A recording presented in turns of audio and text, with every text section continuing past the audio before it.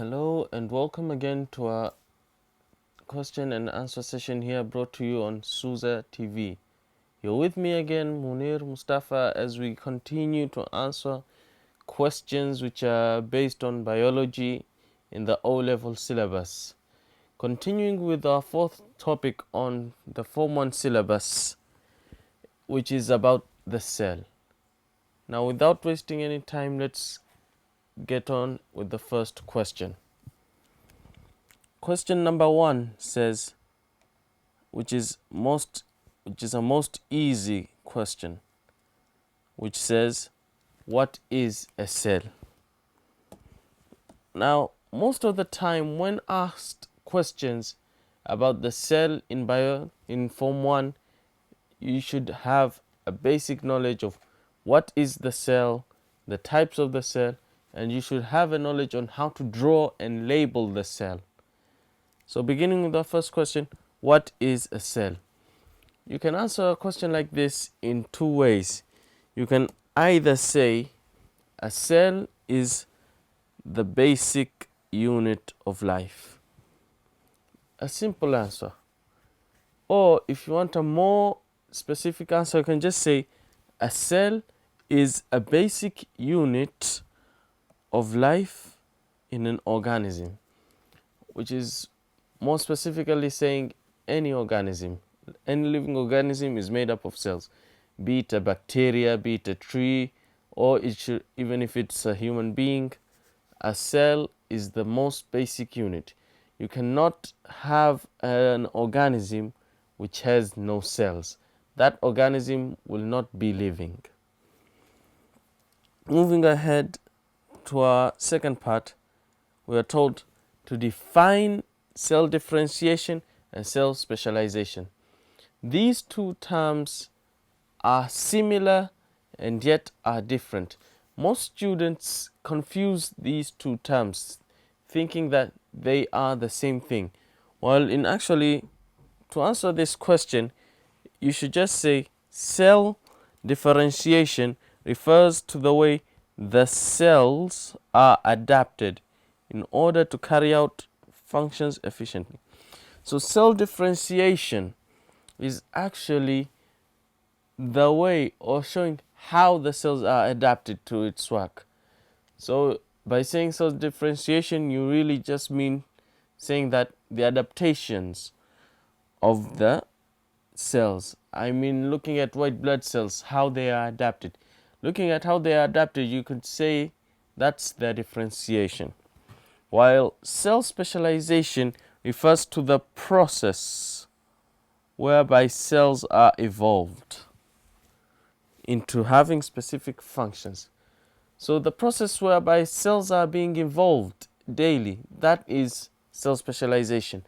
While cell differentiation means how they are adapted, cell specialization refers to the evolution of the cells. For example, in cell specialization, you can see the sperm cells of how they are evolved, how their heads are evolved, how the tails are evolved, how red blood cells are evolved. That is cell specialization.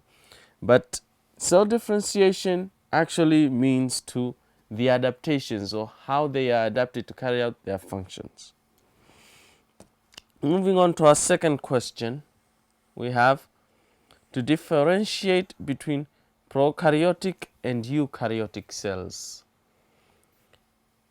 As it's a common knowledge, it's a topic in which in cells a person should know the difference between the two types of cells, which are prokaryotic cells and eukaryotic cells.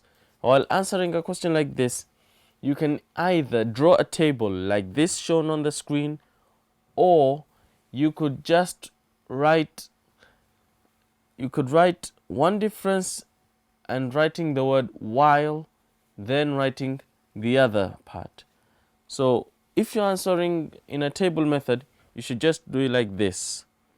For instance, looking at on the eukaryotic cells, they are generally larger. So one characteristic of a eukaryotic cell is it's larger. than prokaryotic cells.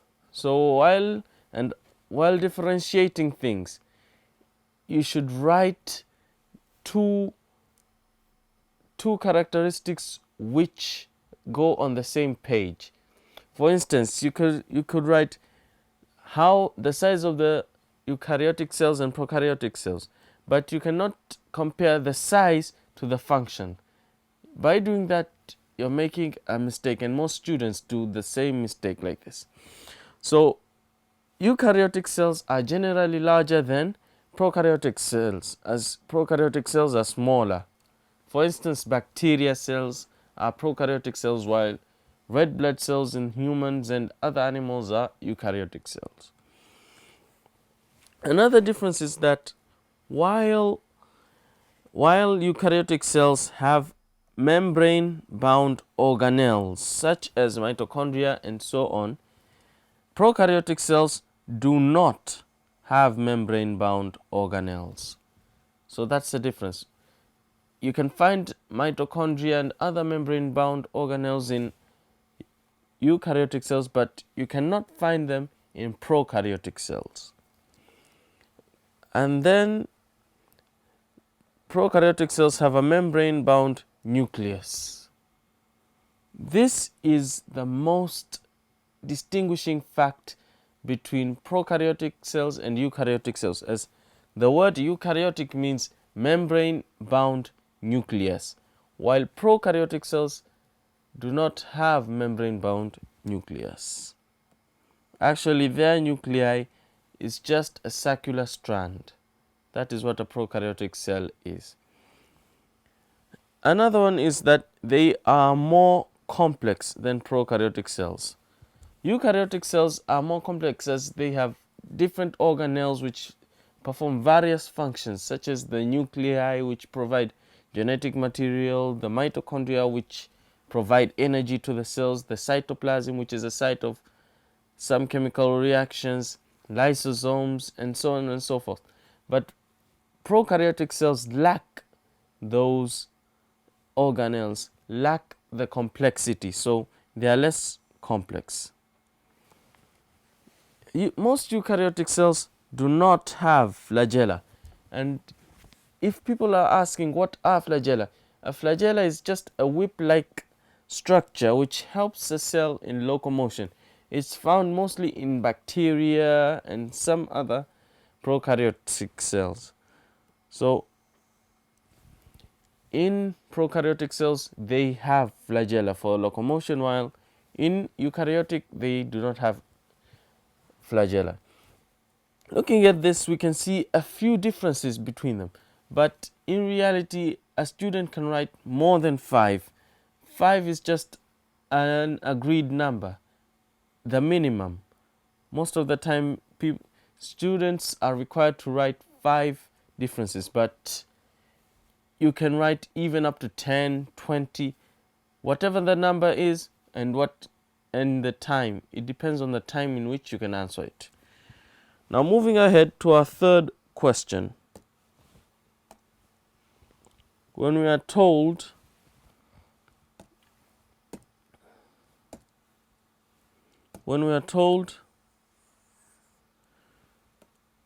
to draw a well-labeled plant cell and show the functions of some parts. Well, a question like this is quite straightforward. You are required to draw the plant cell which is well labeled and then show which parts are required and then show the functions of the required parts, because in a question like this most people look at it in one way, just drawing and labeling it, but actually it has two meanings. It has two parts. The first part, you should draw the cell. The second part is to write the functions of whichever mentioned parts are in the question.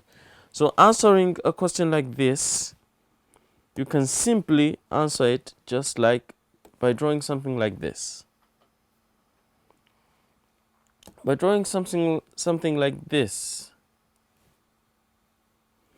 you can see that there's a diagram here which shows the plant cell. A plant cell is usually drawn like this. And the difference between a plant cell and an animal cell is that the animal cell does not have a central vacuole, it does not have chloroplasts, and it does not have cell walls. So these three things are very important in drawing a plant cell.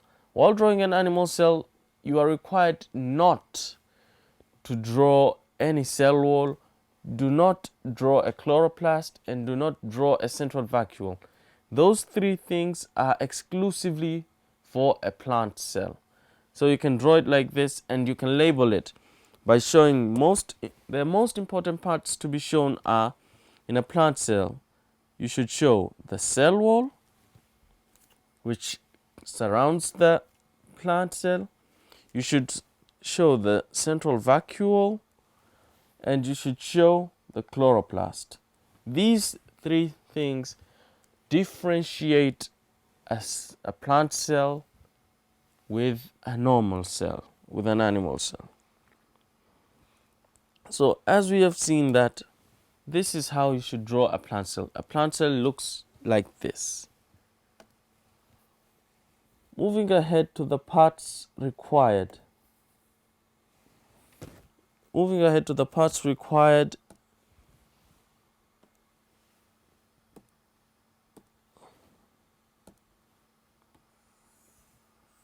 We are told to mention the function of these required parts.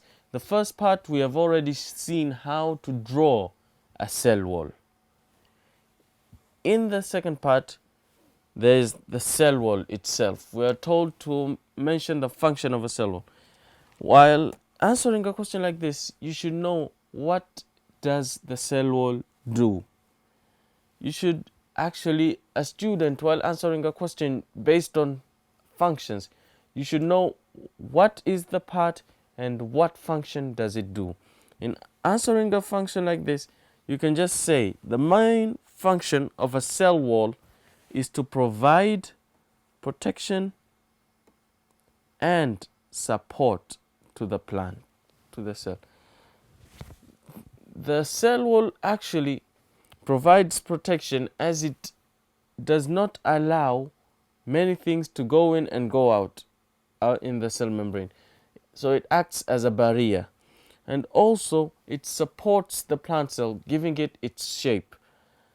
As we all know, an animal cell is irregular in shape, but a plant cell has its regular shape, as seen before. But what gives it its shape? It's the cell wall. The cell wall, which is made up of cellulose, which is a tough carbohydrate. But about the tough carbohydrate, its main function is to keep it in place, is to give it its shape. That's the main function of a cell wall. Also, the cell sap vacuole. What is a cell sap vacuole? A cell sap vacuole is the central vacuole which is seen on the plant cell. So its main function is to help the cell retain its shape. How do we ask, or how does the cell sap vacuole help the cell to retain its shape? Well, as we all know, the cell wall itself provides pressure. The pressure which is forced inwards.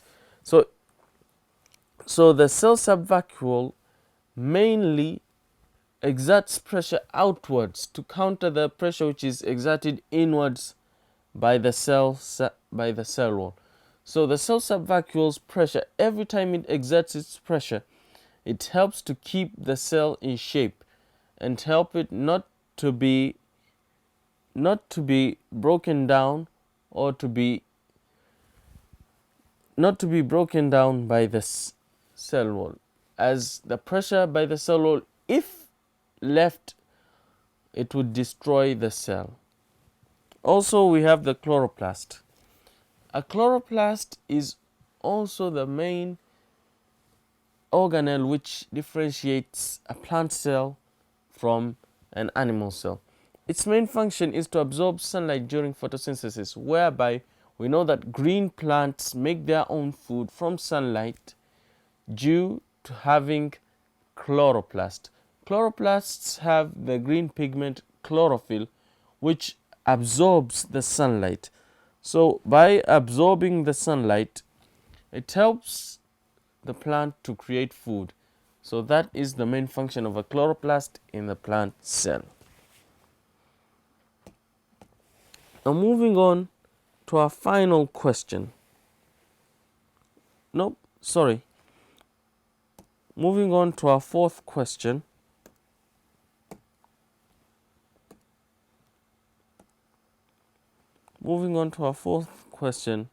We are asked, what features are present in plant cells but are absent in animal cells?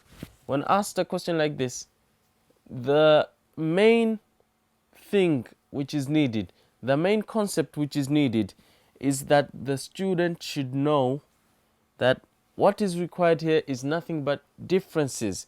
The student should differentiate between an animal cell and a plant cell. How should you show the differentiation? You can show it by the tabular method, in which you differentiate. You show the animal cell and a plant cell, or you can just mention the differences. For instance, like this, you should show which features are present in plant cells but are absent in animal cells. The main answer, you could just write the cell wall, the chloroplast, the large permanent vacuole, and the tonoplast membrane. All three things we have mentioned before, but the tonoplast membrane is the membrane which surrounds the vacuole, therefore helping it exert more pressure and acts as a barrier to the vacuole so it does not burst. That is a tonoplast membrane, which we can see in the previous. We can see in the previous. You can see that in the previous drawing that this is the tonoplast, which is the membrane surrounding the vacuole. That is what a tonoplast is. Now, moving ahead to our fifth question. Our fifth and final question is that what functions